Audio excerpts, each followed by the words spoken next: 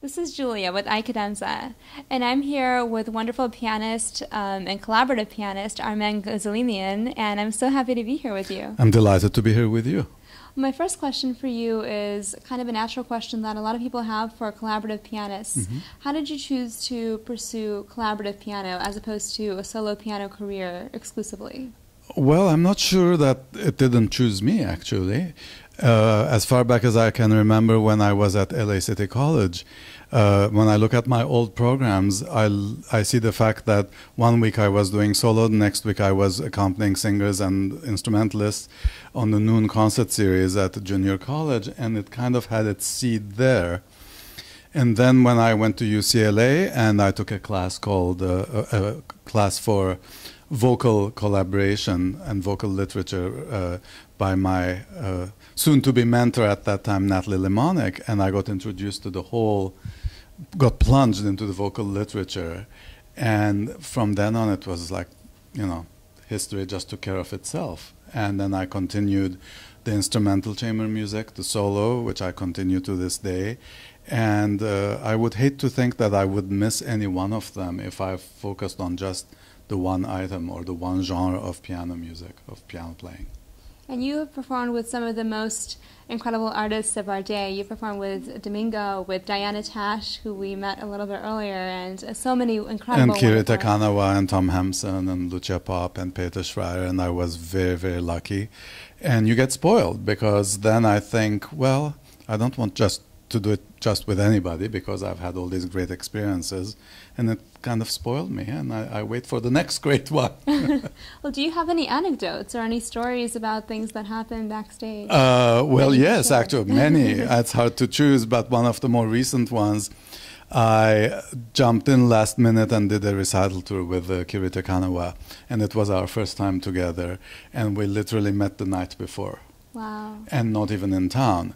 And so there's a little bit of nervous tension, but she's a great lady and we're both experienced. As the stage door opened, the stage manager was holding the door open and the spotlight is coming, hitting her, and she's already walking on stage and I'm following her, and she turns around to me and she says, "By the way, should anything go terribly wrong, faint." And I said, "You mean you're going to faint?" She said, "No, dear, you faint." And she's already halfway to the piano on stage. And as a result of it, just completely diffused the tension. And we walked on stage guffawing practically. And I thought, what a great way to start. And that was our first ever concert together. That's so incredible. She knew what she was doing. So did either of you faint? No, of course not. No. We went and had a drink and celebrated afterwards. That's fantastic. Yeah. So you've had an incredible career. What keeps you so excited about continuing going forward? Do you ever get bored doing what you're doing? Oh, heavens, no. I just feel I've just learned how to play the piano just in the last 5 years for the first time, I feel like. You keep figuring out and you keep refining and becoming more efficient, and you don't want to waste as much energy either learning or physically playing the instrument. So you keep getting better and better and better, and just when you think you've arrived somewhere, you figure out something else, or somebody points out something, or you see a video of yourself and you go, wow, I have to try that. And so it renews itself. It's like the cells of the body that regenerate themselves. Music does that. I think a lot of people don't realize the strong impact that the collaborative pianist has on a singer's performance and how much they can do to support or actually or get destroy. in the way, exactly, the singer's performance. Can you talk about how you manage to know what each singer needs and how to support them in the best way? Part of it has to do, well, it's instinctive. You can only teach it up to a point. But then a lot has to do with the level of security of the singer themselves. Excuse me. And the more confident they are, the more accurate the information I feel as to what I should do to support them. Does that make sense? And the less confident they are, the more I'm debating and searching where does this next note go and how fast or how slow should I play the next measure. There's a little bit of that. But it's much more instinctive. It's like telepathic, if they know what they're doing, if they've done their homework very well and I've done my homework, it just should fit very quickly without too much discussion. There's always places you need to discuss.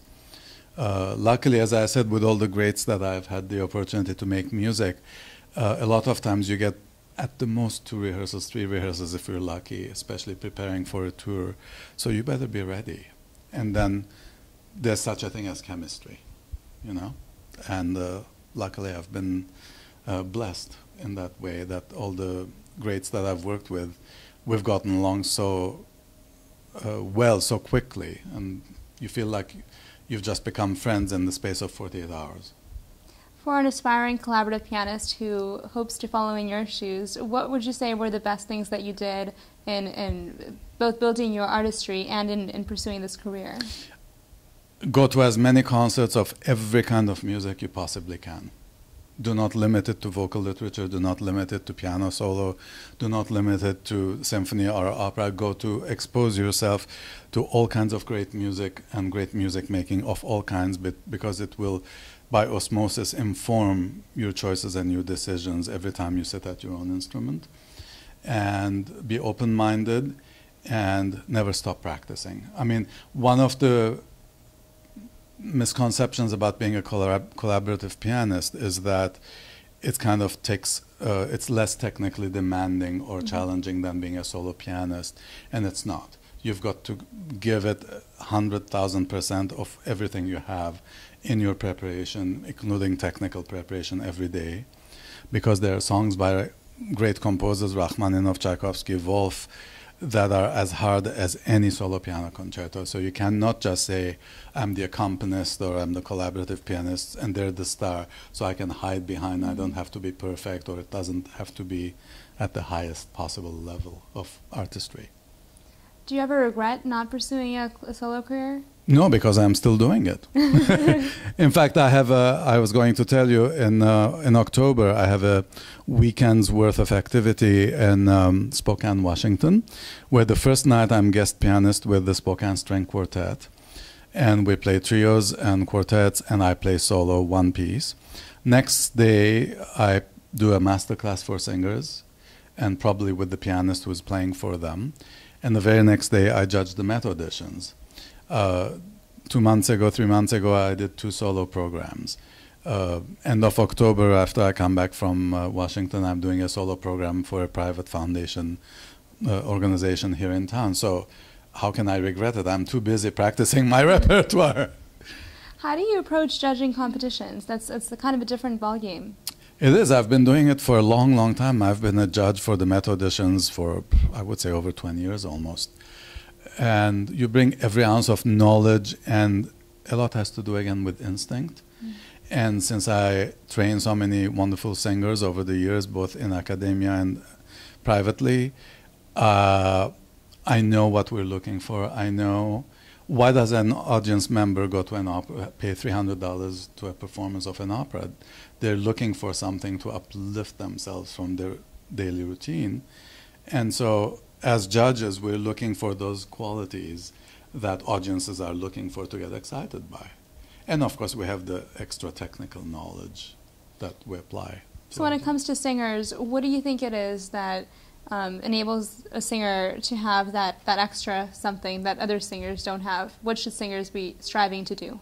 To have as much passionate joy in their audition as they possibly can muster up, even with nerves, and to show us that they love what they do, that they love being on that stage, even on those nervous 5 minutes on that stage for the audition.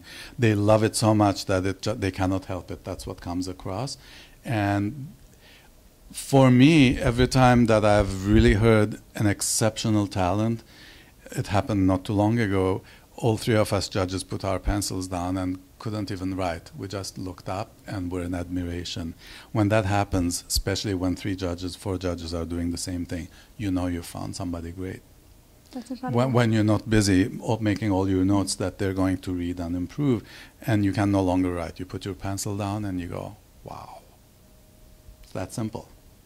So what else do you have coming up beyond the Spokane? I'm trying to expand my piano repertoire, and some piano concertos are in the offing that I cannot talk about just yet, and planning for some vocal master classes and some vocal recitals with 2 or 3 of my very talented singers, and we'll see from there after that.